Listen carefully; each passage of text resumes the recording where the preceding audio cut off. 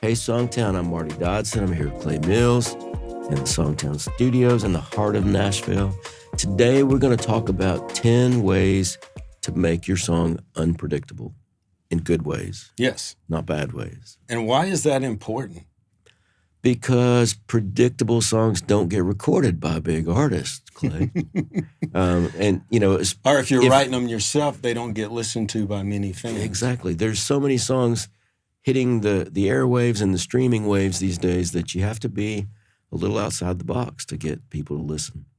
I can't believe you said streaming. Streaming. The devil. But we're going to kind of alternate between some lyric ways and some melodic ways. You want to kick it off? No, I want you to. Okay. I enjoy hearing your voice. Very good. Well, number one, I think, is to have a unique angle.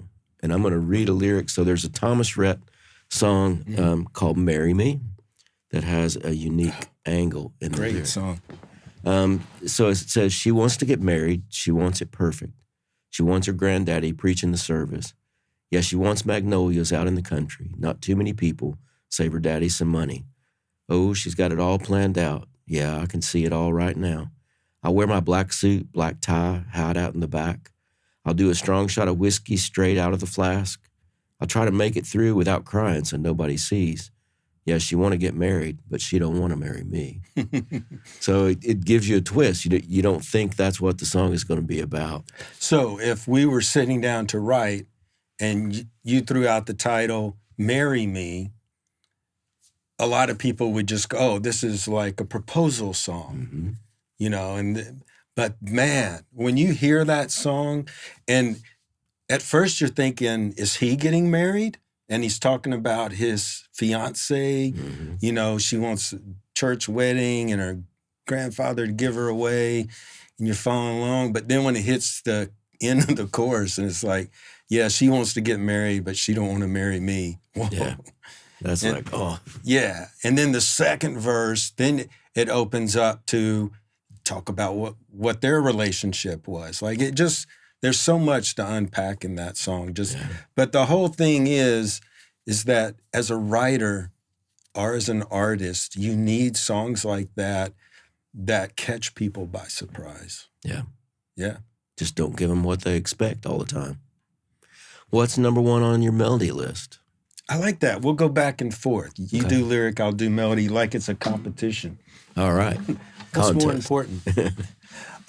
One thing that I hear a lot of when people bring me songs in SongTown to critique and give feedback on is they like to, let's just do an example of this. Can you throw me out a lyric line, just any line? Maybe I'm over you now. Okay, say.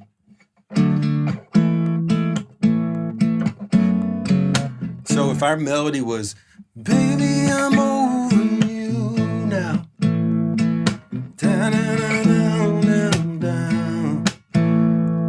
Baby, I'm over you now. So my melodic line is going down. So often what I hear is an entire song where every line is just a downward motion. Mm-hmm. So the best thing you can do is if your verse, you got another line I could follow that with? But I'm seeing you all over town. Baby, I'm over you now. But I'm seeing you all over town. So those are going down. Maybe a couple more. Down, down, down, down, down, down, down. So this.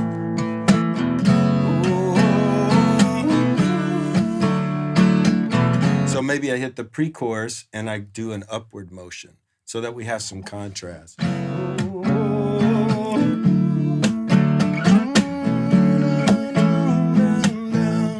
Then you can go back to your downward motion in the next one. Yeah, that's great.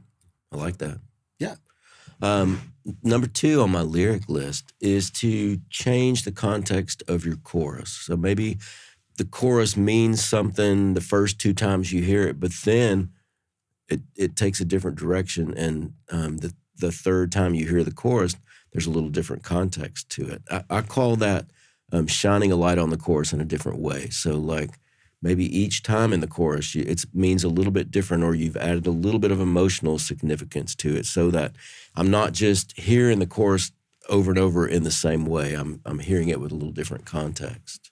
Yeah, and often you don't even have to change the chorus, but it's how you set it up with the verse that can make those same words in the chorus mean something way different, or way deeper as you go. But then other times you might want to change a little bit of the chorus too. So, yeah, awesome. All right, what's number 2 on the melody list? Melody.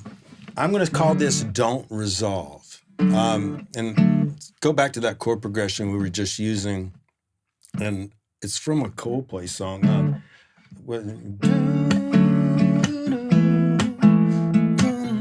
I don't want to sing it because I don't want to get a copyright strike because Universal is brutal.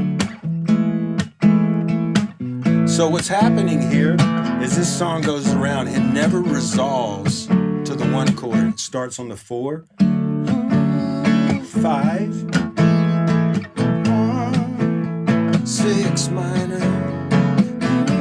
So what would happen, that would be resolving, where I do a hard 1 chord. But by keeping it,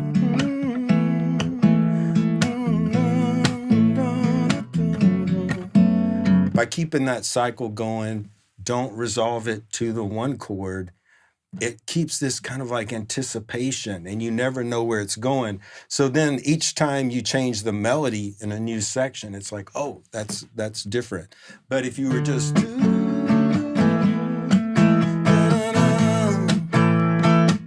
how boring is that?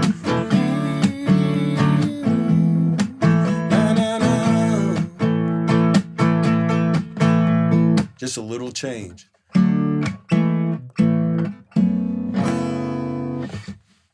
Very cool. Yeah. I like it. I'm going to try that progression. They have a lot of songs that never resolve. Really? And I think it's how they keep that mysterious kind of thing about it, and you never quite know where it's going because you want to hear the one subconsciously, but you don't. Crazy stuff. Crazy stuff. All right, number 3 on the lyric list is sometimes it's fun to use a list with an intruder. What? And so, yes, an intruder. Danger, Mr. Spock. That's right. So if you're talking about, let's say the first night you spent together with a love interest, you might, talk about 2 toothbrushes, a bottle of wine, and my heart. So you're listing physical things, and then you're listing just more of a feeling. So one of these things doesn't belong. Doesn't go together. It's kind of like the old Sesame Street song, I think. One of these things is not like the other. So no, that's a cool trick. I've heard that a lot, where you do 2 images and then an image that's not, that doesn't belong. And I think that contrast makes you actually want to pay attention. Yeah. It instantly lets you know, hey, I'm not getting what I expect here. Yes. So, what's next on your melody list? Going to chords that you don't expect in your pre-chorus. Okay. So I will demonstrate. Song I wrote called Don't Think I Don't Think About It. I lived out in a cloud, tail lights and dust. Swore I wasn't coming back, said I'd had enough. Verses continue. I saw you in the rearview standing, fading from my life. Here we go. But I wasn't turning round. No, not this time. Don't think I don't think about it. So when we go to a 2 major sus chord, it's not anywhere in the key that we're playing. So you're like, whoa, what is this going to? So we have this riff.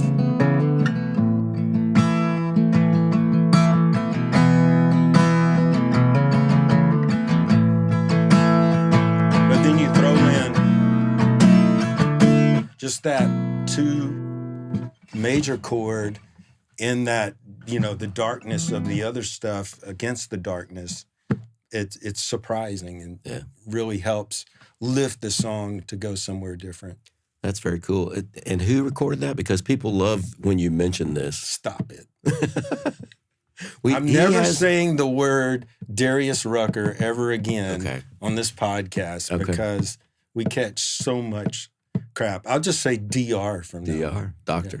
Yeah. Okay. Next on my lyric list is to use an unusual descriptor. And so I think my best example in one of my songs was, in my song Must Be Doing Something Right, we said, deep blue need you eyes. And that's people, every time they come up to me and talk about that song, they're like, I love that line. They don't even know you. They just go, you're the deep blue need you eyes guy, right? Exactly, yeah. Yeah. But, you know. And you can't say Billy Currington ever again either. No, I'm not going to talk about that. We have to outlaw him. He's BC. Yeah, okay. BC and DR. Yeah. But using just one little fresh thing sticks out to people. So, you know, if you're trying to describe somebody's eyes or the way you feel, if you can throw in some interesting descriptors, it can make your song really stand out, be unpredictable. Yes. Okay, I'm going to talk about one here. Arrangement surprises. And what I mean by that is we all know the typical song. You have verse, pre-chorus, chorus, second verse, pre-chorus, chorus, maybe a bridge, and then a chorus. But I often like to break it up. So, for instance, if I have a verse, pre-chorus, chorus, what if we get to the second verse, and instead of doing the second verse, we go right to the pre-chorus? Whoa. And then, for our bridge, what if we use what would have been that second verse and make that melody our bridge? Whoa. So we've removed the second verse, moved it over and made it a bridge, and then we scooted up the arrangement where right after that first chorus, there's no second verse, it's just the second pre-chorus.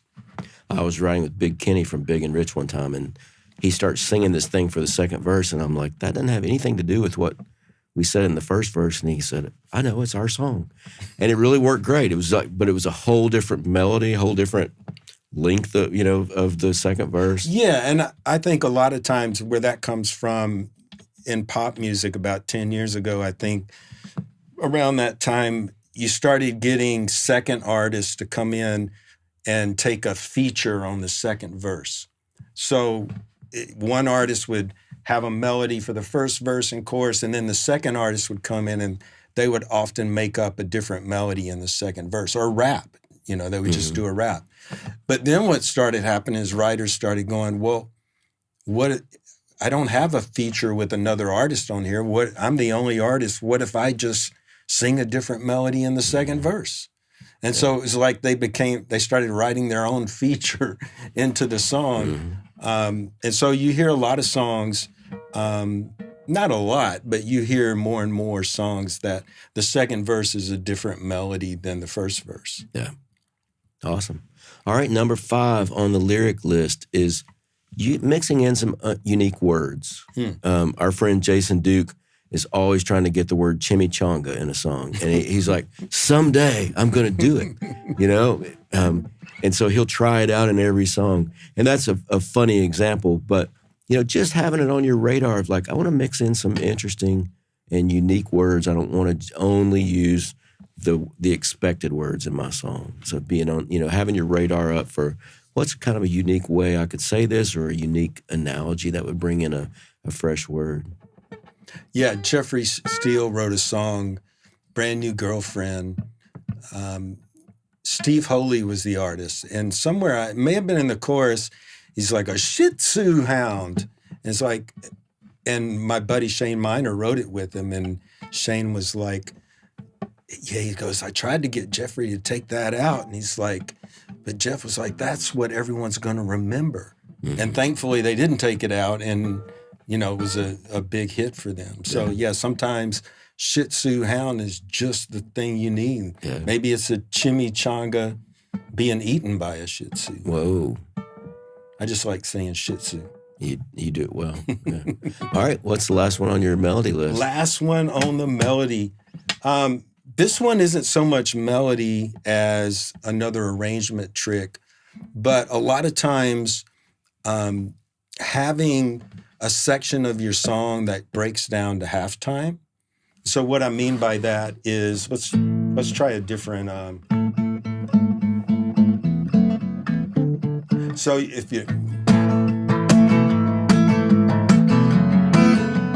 that's your groove, 1, 2, 3, 4, 1, 2, 3, 4, 1, 2, 3, 4. Maybe go.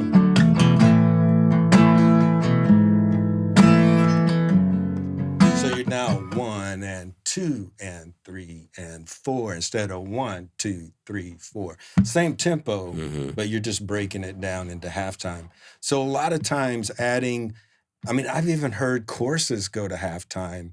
Maybe your last chorus, you break that chorus down, or a bridge that goes to halftime. Playing around with that can add an element of surprise, kind of like a drop chorus in pop, where you're like, let's just do a drop chorus here. People are so used to a big chorus that when you drop it and you have this down chorus, then it's like, whoa, that's different. Yeah. Surprise. Yep. So we encourage you to think about different ways to make your songs not be predictable, to step outside the norm a little bit, and just to have fresh things in there. And, one mistake we see people making sometimes is that they think every line has to have that, or every section has to have these crazy fresh melodies. And it's just kind of like seasoning. You want to just sprinkle it here and there, but doing that can really be effective and make your song stand out. All right. We'll see you guys next time. Peace. Hey, thanks for watching. If you appreciate the content, hit the subscribe button and help us grow. Shout out to Sweetwater Music. It's where Marty and I get all our musical gear. Great people. We'll see you guys around town. Right on.